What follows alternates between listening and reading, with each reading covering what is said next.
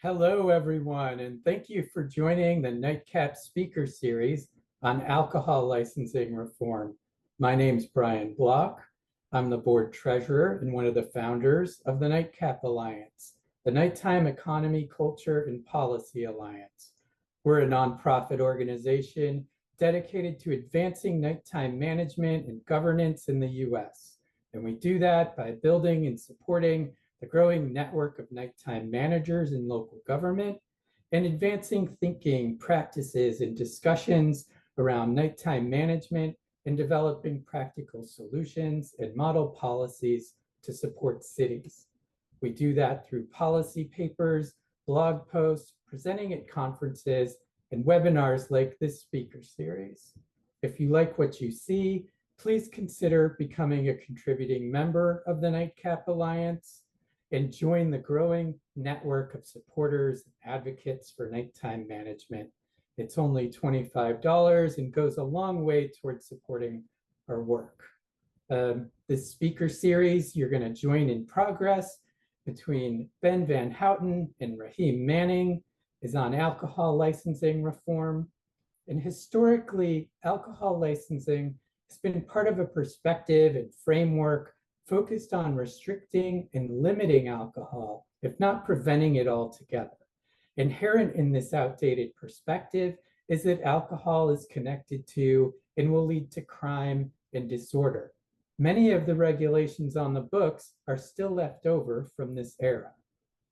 However, state and local governments around the country are turning to creative liquor licensing reforms, such as open container zones, extended service hours, and music venue licenses to support small business entrepreneurship and vibrant cities and nightlife.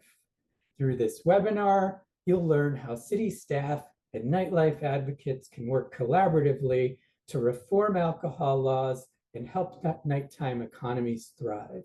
And now on to the conversation between Ben Van Houten and Raheem Manning in progress.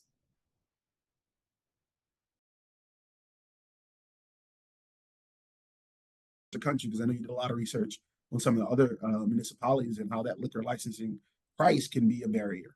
Yeah, absolutely. It's this is a common challenge in states, in cities and states with quota systems, that when the caps are hit and licenses start to skyrocket in value, that you see a natural migration of those licenses on the secondary market to the parts of the city where operators with the capital to be able to afford these licenses can operate. So in San Francisco, we saw this where there were neighborhoods without a restaurant where you could get a cocktail. And someone might say, well, it's just the ability to get a cocktail, but within the variety of options available in a neighborhood in terms of what spirit service can allow in terms of extending hours of operation, to be later, to provide more revenue opportunities, to make these businesses more viable, and just to add to the vibrancy of a neighborhood, the knowledge that residents in a number of neighborhoods would have to leave the neighborhood in order to be able to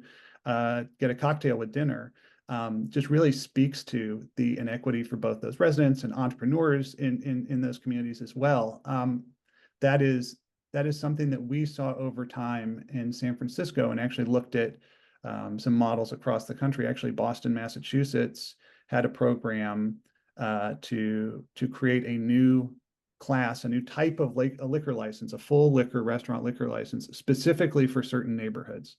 So you couldn't sell them outside the neighborhood. You couldn't sell them for a profit on the secondary market. That are really about creating opportunities in neighborhoods that have not had access to full liquor licenses. We adopted a version of that program in San Francisco. There are currently 30 liquor licenses available for neighborhood entrepreneurs. It's created opportunities, or it's helped create opportunities, I would say, along with other resources and other strategies for entrepreneurs in a variety of our outer neighborhoods outside of the downtown core and some of the other neighborhoods that have had strong restaurant density for a while. And it's been really great to see those options open up, so much so that actually there is pending state legislation to create 10 more licenses, to create more opportunity, because the demand has been so high. I think one of the challenges, one of the challenges that we had heard, or that, some people might say, I would say, is, well, why not get rid of the cap altogether? Why do you need these systems entirely? And I think that's a fair question. But I also know that, if an operator has sunk $1 million into a liquor license, say, then threatening to, eliminate all of that value is really challenging. For the folks who have bought into the system, that may be the single most valuable or only valuable asset in retirement that they have. Yep. I know in New Mexico, they were looking at eliminating caps on their liquor licenses, and existing operators were very concerned, and so they worked on setting up a tax credit system for existing operators. But I think there was a lot of very understandable anxiety about it. But thinking about ways to in a targeted manner lift caps and create liquor licensing opportunities that are strategically designed to meet the small business, neighborhood development, equity concerns, tackling those issues can be done through a strategic and targeted policy reform. Yeah. And one thing you speak on that we're looking at, and again, I say we, primarily me, trying to bring to the state creative ways to get rid of a cap. In Pennsylvania and in Philadelphia specifically, your liquor license is a part of your retirement plan, especially if you're a mom and pop. You know that you have this asset that you can sell, that you invested in, and people really plan against that. So again, you have to find that sweet niche where you can increase the amount of liquor licenses and the equity to it without devaluing something, somebody's asset.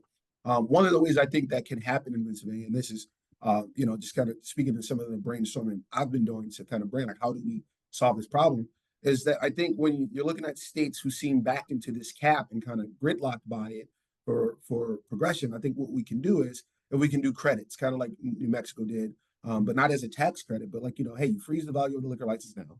So you say, hey, liquor license right now is worth what it's worth. We're going to freeze it there. We're going to start this new system where whether it's $5,000 a year or $10,000 a year or whatever, and you get credit for those payments, for the liquor licenses you have. So when we do increase the ability to get new liquor licenses or business opening licenses, where you're just paying to the state, but people don't lose the value, and that still can be traded and sold, because I could then buy, from Ben's Pub, a liquor credit that lasts 30 years. And so, that may be a better investment than me paying, the state every year. And so again, I think there's a way to do both, but the state has to be willing to be flexible in that aspect, and also not feel so gridlocked. Because I think when I talk to people at the state level, it's like we're here now. Like, we can't, devalue somebody's asset, and that, people wouldn't go for that. But I think there's a way to do both, whether it's through, like New Mexico did, the tax credit, or through, kind of giving, payment credits if there was a new system. And I would love to see Pennsylvania go through that one. And then I think I'll throw a stat out there, which I share with a lot of people in Philly, is like, if you look at Atlanta, where, you pay the county, and I think it's like $5,000 to start. And then, whenever it's renewed, 53% of businesses in Atlanta are minority owned. That type of breaking down barrier really creates opportunity. Because again, when you look at it, it's really easy to maybe, get $40,000, $50,000, $60,000 to get a lease and a build out of a really amazing concept of space. But, here in Philly, you get that money, and then you have to then tack on 100 to 250,000, which again creates that racial equity barrier. Where we're in, Philadelphia, we have less than 1% of our liquor licenses are minority owned. And so you see the contrast there, and shows really, it's a way about building wealth for your communities, especially your minority or diverse communities. It's funny, Raheem, I've been thinking about this issue for a very long time, but I feel like this conversation is the first time I'm sort of landing on just maybe it's obvious observation that when a restaurant or bar owner gets a liquor license, they want the ability to sell beer, wine, and spirits for the duration of their business. They're not looking to get into asset ownership and management of a liquor license. They're looking to operate, and given how challenging that space is, the idea of, it's not that these businesses need a permanent asset, they need the ability to operate on a day-to-day basis. So I think thinking about creative ways to allow them to do that operation without having to get into, this ownership of an expensive asset. That's really interesting as well. One other thing that we've been looking at and that I touch on in the paper is the idea of, are there other types of business operations where someone would want a liquor license, where maybe it's either cost ineffective or just that liquor licensing doesn't exist right now. So, in California, live music venues that wanted to operate had to get a restaurant or a bar license, subject to either operating as a restaurant and serving food and admitting, in order to be able to admit people under 21, or operating as a bar, and you don't have to serve food, but you can't admit people under 21. And the liquor licensing quota, the cap system still applied. So in both day-to-day operating requirements, but in also setting this, again, $200,000 plus barrier to open a live music venue, which is not a highly profitable operation much of the time anyway. These systems that restrict access to full liquor licenses, and also that fit liquor licenses into these narrow categories, prevent the operation of arts and culture businesses. So California adopted what I believe is the first live music venue liquor license, which is, again, right-sized on operating requirements. So you don't need to operate a kitchen. You can admit people under 21, but you have to have live music equipment. You have to do live music advertising, booking. It's for ticket holders during live music events. But it's also exempt from the cap, because we know that the cap is just a huge barrier here. I know that we could talk about this forever. My goodness. Maybe let's jump to, I want to talk a little bit about hours of service, and I think that I know this is something that you're passionate about, and your blog post, I believe the title it's landed on is Death to Closing Times, which is Death to Closing Times. Provocative title, but I think it would be really helpful if you could offer thoughts on, in most places in the country, there is a fixed closing time. There's a ceiling on closing times that is mandated by the state. Maybe certain cities and certain states have a different allowance, but in many places around the country, it's 2 a.m. or earlier. How could lengthening or staggering closing times be a good tool for nightlife management and for the nightlife economy? I'm curious about both of those elements. I mean, I think, how is it economically beneficial? And then also, how is it better for management of nightlife districts to have the ability, have more flexibility around closing times? Absolutely. So, death to closing times. I think, as been laid out, Brian laid out when he set up here, a lot of our liquor licensing is archaic, and it comes from a prohibition area, right? So it's all about, containing and controlling what sometimes people thought was spirits, right? And it's called spirit because they would feel you get drink and, all these other stuff, negative connotations around it. And so we regulated in that aspect. However, the over-regulation, specifically when it comes to closing times, creates most of the problems people complain about and associate with nightlife and with alcohol consumption. And I tell people all the time, in Philadelphia and Pennsylvania, we have a 2 a.m. close time with some exceptions. We do have some grandfathered in liquor licenses that we call after-hour liquor licenses, but primarily our corridors, are full with bars, right? They're clumped together. They create these entertainment corridors and avenues. And at 2 o'clock, you're pouring hundreds and sometimes thousands of people into a public, thoroughfare. There's Ubers and cars and rides. The quality of life complaints that I get a lot in Navigate are literally dealing with the let out. It's what we call in Philly, the let out. It's parking issues, it's loud noise, it's drunken intoxication, and you hearing people talk and cheer and jolly. But what, a lot of our European counterpart cities have realized, and even in Montreal, because they just did a 24-hour study about extending alcoholic serving hours, is that when you give people more time to drink, they regulate their drinking better. If we were all at a bar right now and it's 1:30 or 1:40 and you hear last call, we all run to the bar to get that one more drink in, and then we shove it down and get kicked out before we even realize how intoxicated we are or not. That leads to people driving drunk without knowing that they were drunk because they hadn't had an opportunity to let the alcohol sit in and kind of, let them know where they are. But when you take away that barrier of a time constraint, people drink at their own pace. People understand their own consumption, right? People do not leave the club all at the same time. So therefore, you're getting rid of those quality of life and nightlife district management issues because you're not having this mass exodus. Mass exodus puts strain on city resources. So a lot of cities, similar to Philadelphia, around that 2 o'clock time, the police are brought into where their entertainment stuff is. They're managing traffic, they're managing people, and they have delayed times to respond to other things that may be happening around the city because it's such a drain on resources there. So one, it's the quality of life part, right? The other part I want to add in is like the economic part, right? Most cities are always trying to find out where to make more money from, right? Where to get more money from. There's school shortfall, there's shortfall in police budgets, all these things. Here, same in Philadelphia, but the extending of hours also increases the revenue a city can bring in. Those who operate venues know that liquor is one of the most heavily taxed things in nightlife areas are some of the most heavily taxed businesses in states. They have amusement taxes, entertainment taxes, and alcohol tax, and all of that. And so if you extend hours, you extend the pie. You make the pie bigger. You don't have to take away. And that money from extending the pie can go to more, again, entertainment districting or managing of that, but it can also go to other things that make cities more vibrant. And then on the other part of it, when you're an operator, there's an economic benefit because 2 more hours allows, again, we're thinking from 2 a.m. to 4 a.m. or even later, gives you the ability to spread those costs over a longer time. I tell people all the time, we charge clubs, bars, lounges, and live music entertainments 24 hours worth of rent or mortgage to allow them to only operate 4 to 6 hours a night. No other business really deals with that understanding that they cannot use their venue in other places. And so we want to I think when you're looking at extending hours, you're creating more economic opportunity for operators, especially in your live music venues where the margins are already so slim.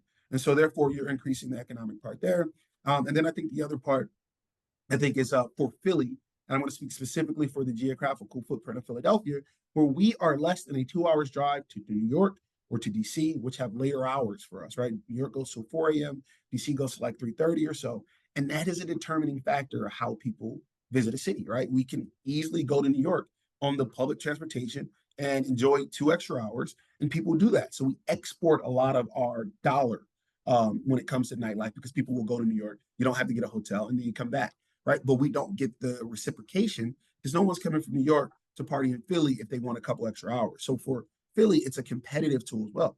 All cities are now competing. We are a global society. People really choose where they're going about, of course, their ability to get there, but also their ability to have a good time. And, having those extra hours matter. I'll throw this one last part in that is an entertainment specific part that people don't think about. When big artists are doing tours, right, in a city, they do a tour and then they usually, help the nightlife economy because after the tour, they'll go to a venue, they'll go to a bar, a club, they do what we call the walkthrough. They get $20,000 to come and walk through and people go out. But people follow these celebrities, right? Well, in Philly, we cut ourselves short a lot because it's easier for the artists to do their concert that ends at about 12, get on their tour bus, shower, change, and get ready while they're driving to New York, and then get paid to go out in New York because the club is still open. By the time you're ready to do that here in Philly, the clubs are closing. So therefore, our venues are missing out on the economic activity that comes in there. Our nightlife, just as a reputation, is missing out on having some of that bigger celebrity presence or influence presence in our venues, which, drives nightlife in Vegas and in LA and in New York. And so we miss out on some of those things specifically here. But I think, that shows that there's a lot of aspects to it, and the good outweighs the bad when you're talking about extending hours. And I think, yeah. No, well, I was just gonna say, I'm sold.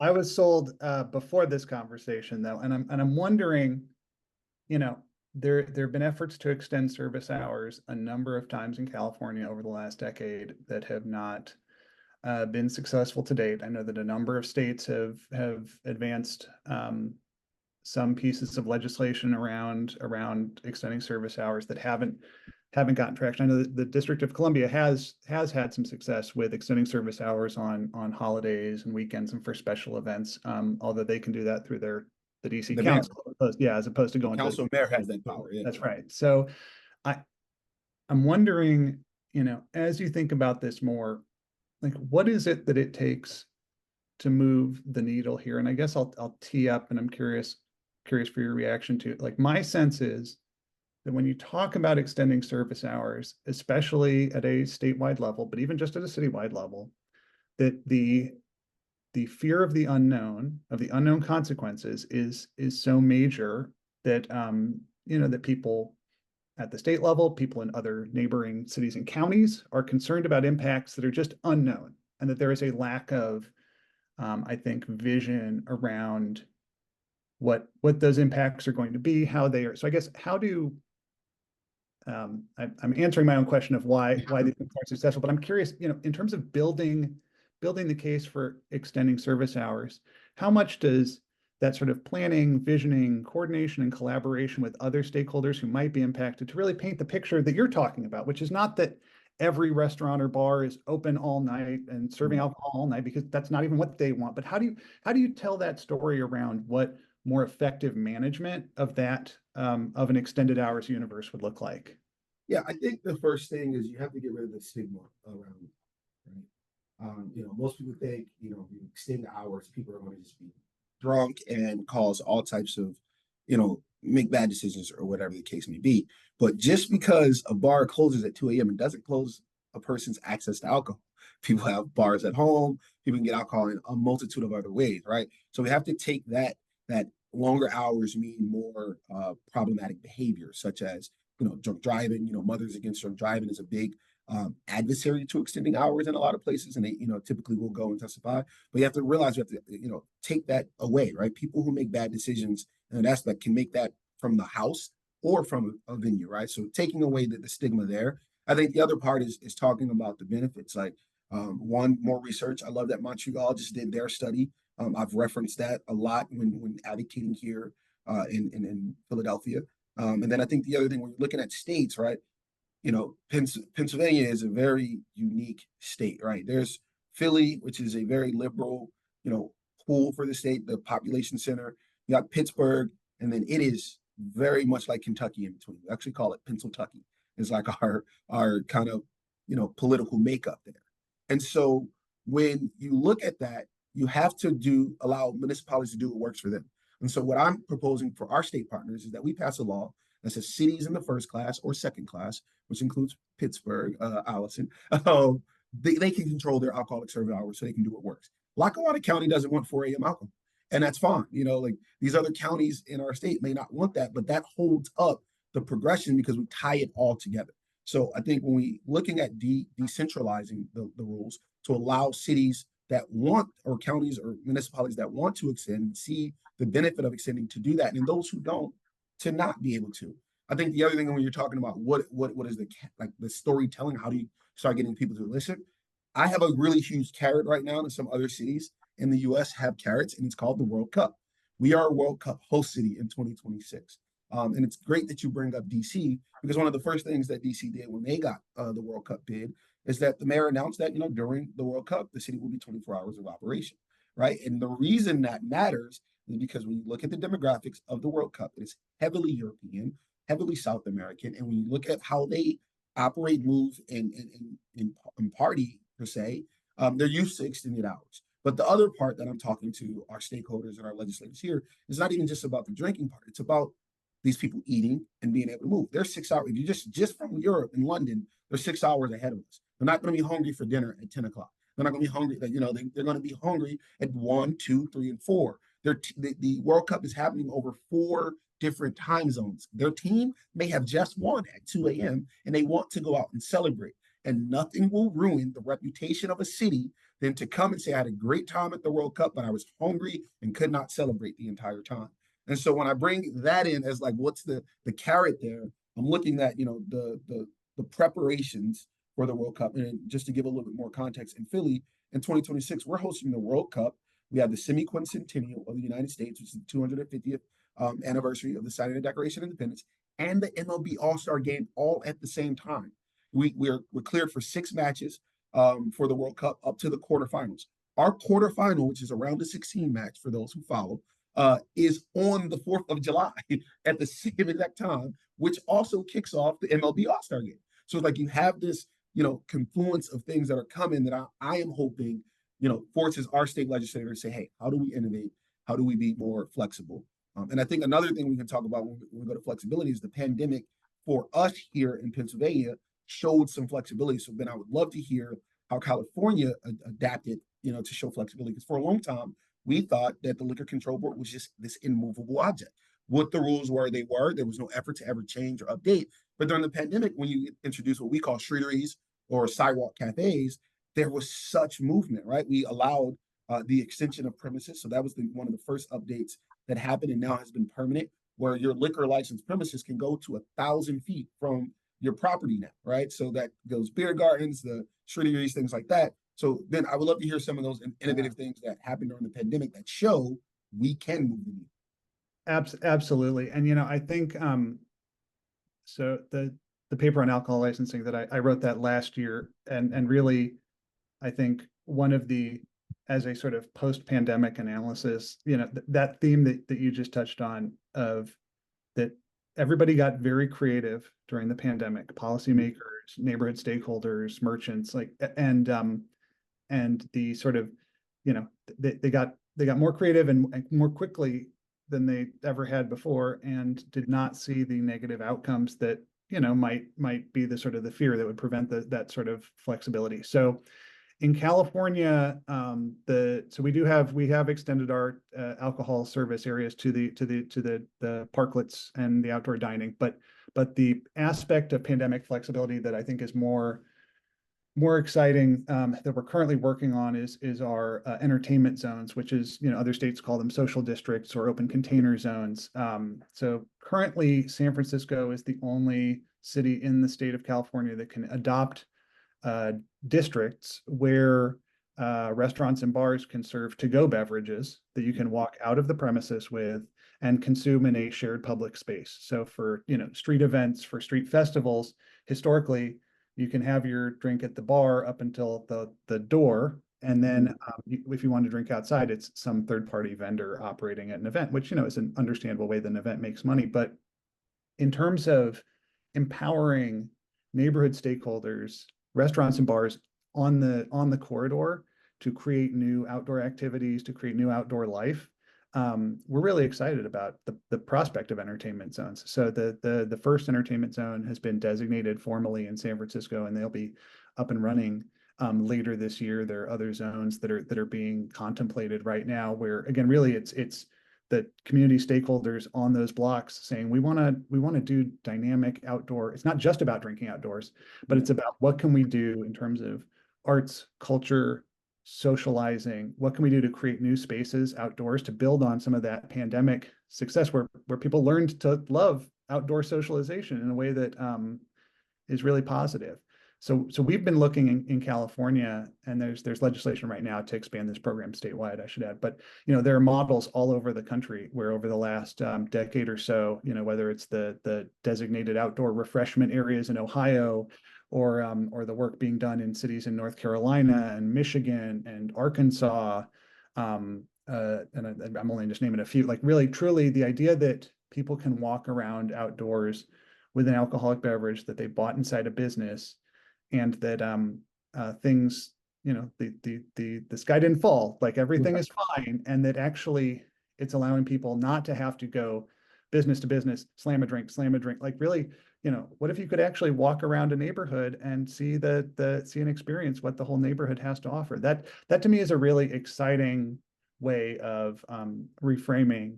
You talk about the sort of the stigma of alcohol service and alcohol licensing, that really, I think at its best, the social district concept is about like, look, this is just a piece of what it is like to walk around and socialize in a neighborhood. And instead of corralling people into establishments or into fenced off gardens, we just want people to be able to enjoy the experience a little bit more.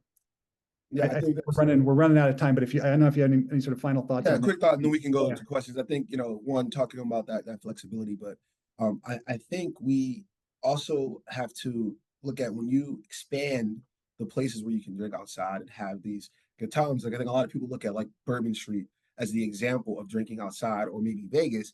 And it's like, those aren't the examples. Those are just like people rush there because of that. And so you get a different environment. But if you could do what you do on Bourbon Street and in Vegas in your own city, you wouldn't see some of the negative connotations that comes from that, because people aren't rushing there and going there for that, right? Like they know that they can experience that at home. And again, It makes, corridors way more lively. It adds to the economic, vitality of a corridor. It allows you to casually shop at other venues that aren't alcoholic service based. So I think there's a lot of wins there. But I think we're at the point of questions. And I know we talked about a lot. Yeah.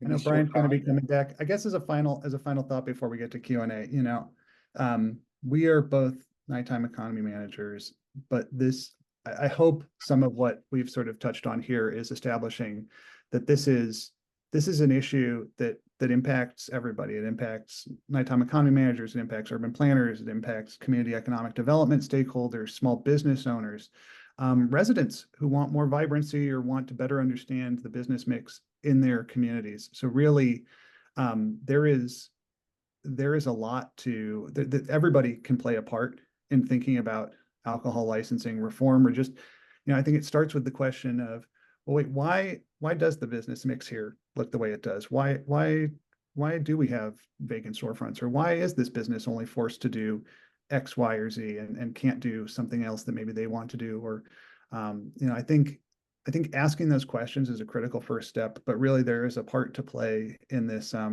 Even reform starts with understanding the situation, understanding the opportunities that are out there, and then building a coalition to change it.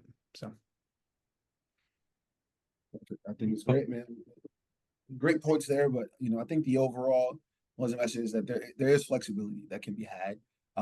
Extending access in alcoholic service hours does not cause the calamity that we think most people are scared of. And if cities want to be cities of the future, or 24-hour cities, as we use that term a lot, we have to innovate how we look at licensing.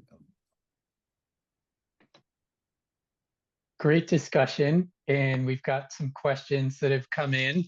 A lot of them are on closing times, but we'll let folks ask other questions if they have them, and I may have one or two on the other topics if those don't come in. But starting with closing times, I'm going to combine a couple of these into one. And Ben, start with you. What's the best approach to revisiting, extending the closing times for alcohol service in California? And I think you have experience with trying this multiple times, but I think this will relate to other cities. And then a part two from someone else, but I think also relevant here. Should you consider lobbying the state to allow for local municipalities or counties, perhaps, to have some ability to do this, on a case-by-case basis? You guys talked about this. Should they kind of have some criteria locally and look at how to implement this locally? Looking at parking, looking at sound, looking at where it's appropriate, where it isn't. Ben, starting with you, is that part of the California, what might work going forward?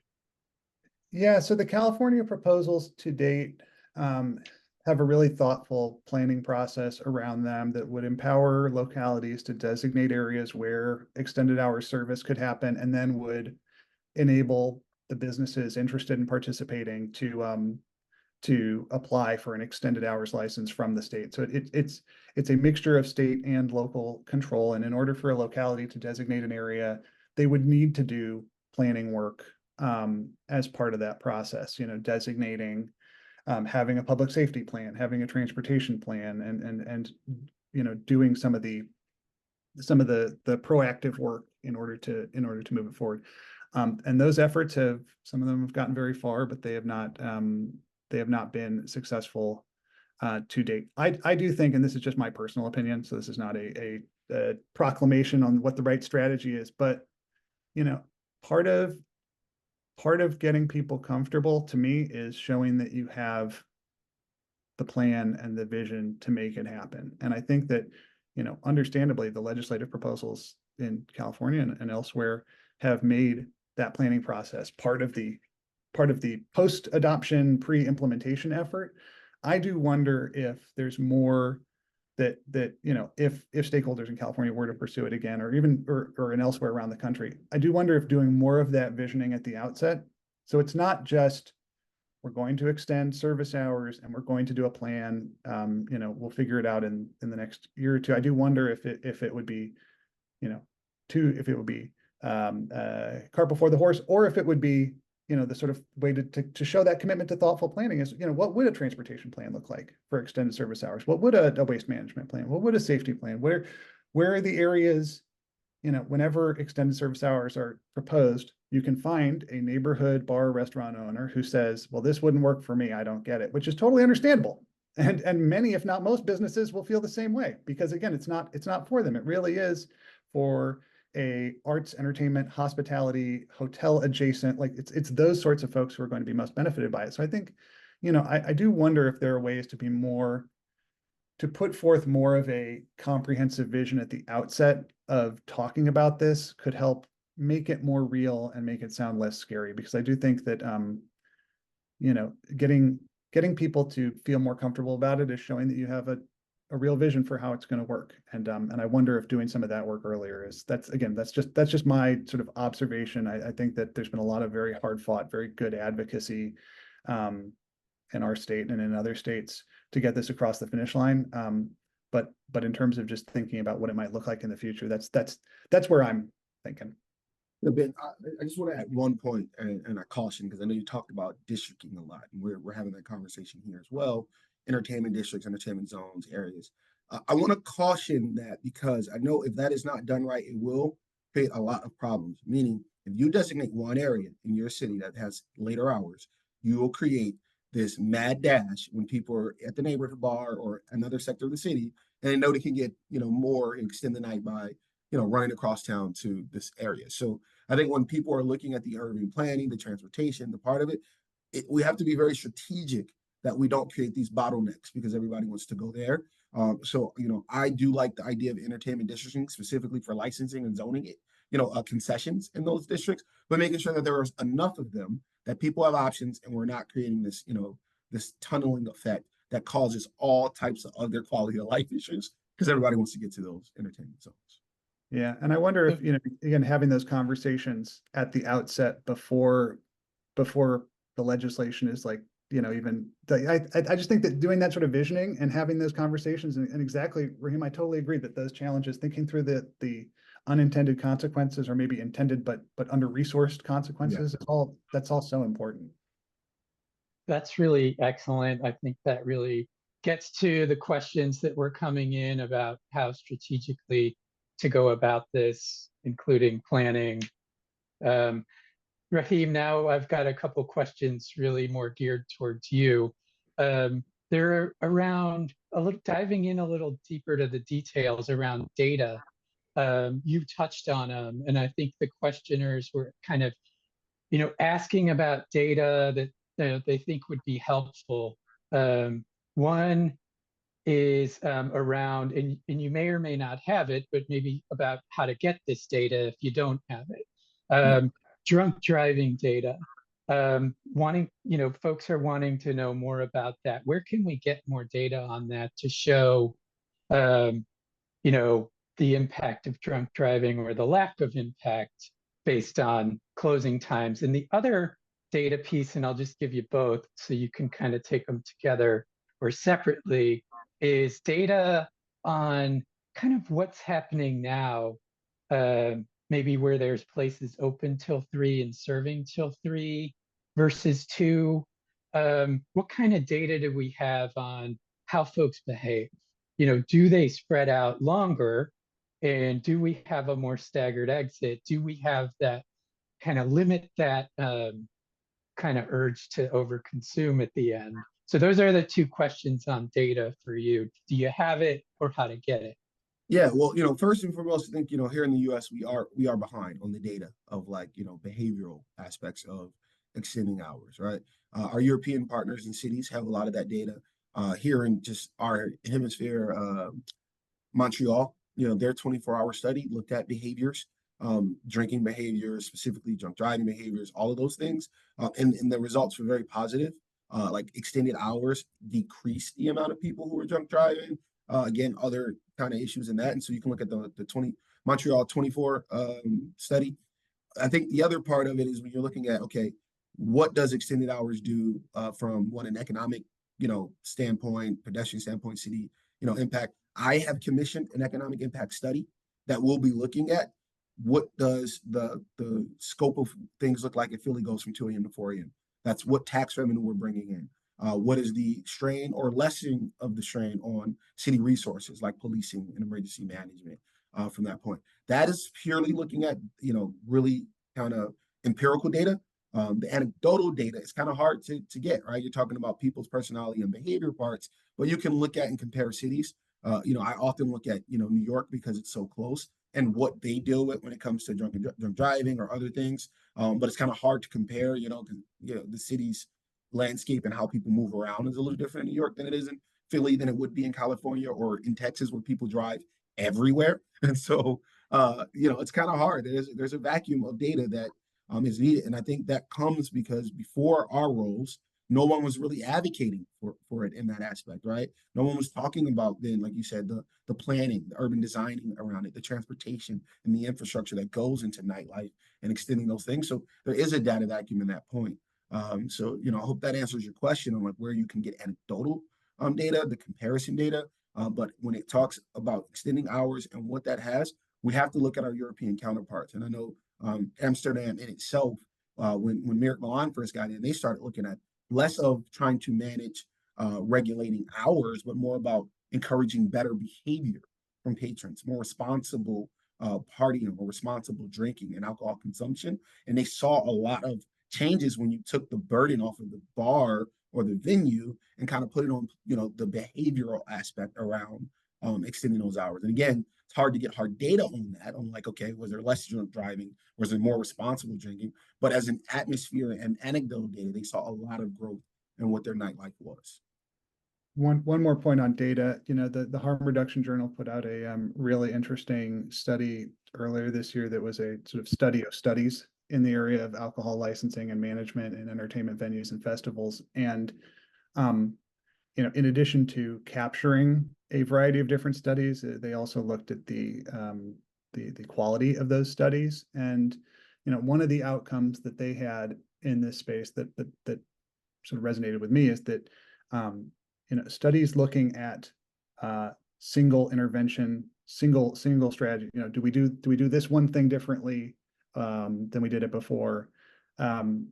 Saw the results of those studies were less clear and seemed to demonstrate less effect than multi-component strategies in terms of effectiveness in reducing alcohol-related harms. And I think that, to me, the message that I took from that, not as a researcher, but just as somebody thinking about how to manage some of these challenges or address them, is that idea of, when we talk about extending service hours, it's really important, I think, for us to underscore that that's not the only thing we want to do, is extend service hours. Extending service hours is a tool. It's a tool toward a more vibrant, more dynamic, better city, but it's not the only one. And it's not something that you would introduce on its own without any other considerations. Like thinking about all of the different pieces of nighttime management as part of a move to extend service hours is critical. And that's the, to have a sense that some of the data supports that idea of, when we want to reduce harms and while also seeing these new benefits, that we need to look at many different components and address many of them at the same time in order to make things successful and vibrant. That's great. I think we've got time for one more question. I'm going to direct that one to you, Ben, and Raheem, you may have comments on it as well. It's around the open container zones or districts. The question was kind of about trash and litter and kind of who's responsible for it if that ends up on the streets. But I'm going to broaden the question a little bit more. Should there be some strategy about where those kinds of districts go, where you're planning and building this in a place where you're less likely to have those issues, like an area that has a lot of licensed venues, is kind of maybe considered an entertainment area versus something that's mixed use and something you're trying to activate. So maybe can you answer both of those? Yeah, absolutely. And I'll do it quickly because I know we're approaching time. We've got But 2 minutes, so okay, if you could solve it in keep 2 it fairly brief and at this point.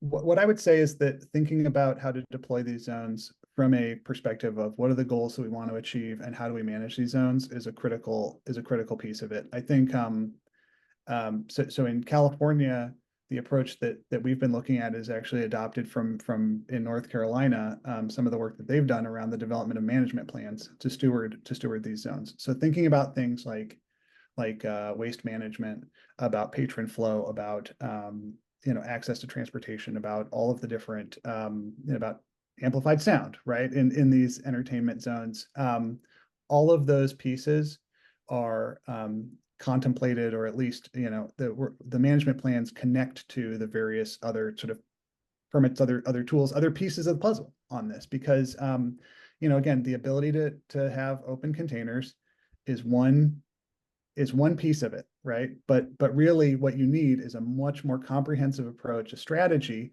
around creating dynamic, vibrant outdoor spaces. And that's and again, that involves coordination with a bunch of different stakeholders inside the city, outside the city. It's going to be different in each situation, but it's that proactive planning that I think is what can make these districts successful in the long term. Excellent. Well, thanks so much to both of you for the great conversation. Thanks to everyone for being here. We will have this as a YouTube video available from our website, and look forward to future NITECAP speaker series. We'll be hitting you up about those soon. Thanks, everyone. Thanks, everyone. You guys have a great one. Thank you.